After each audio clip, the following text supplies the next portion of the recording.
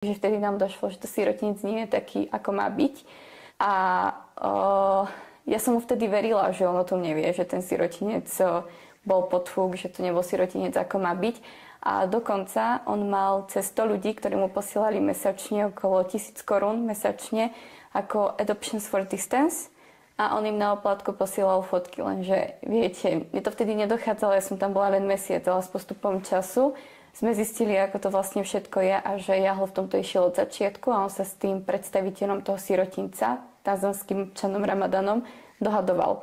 Takže ja mu prišiel od sponzora na účet 1000 korún, on mu poslal možno od 50 korún za to, od 100 detí, on mu nafotil fotky, keďže tie deti na ulici si hocikto a viete, dieťa vám spraví zalizatko za cukrík, vám zapozuje, ako len chcete.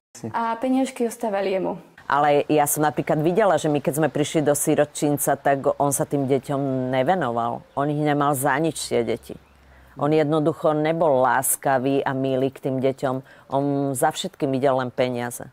On len potreboval s tými deťmi natočiť nejaké video, aby získal od ľudí peniaze, pretože mať na videu rozkošné africké deti, ktoré sú hladné a pýtajú jesť, to chytí za srdce každého správneho človeka.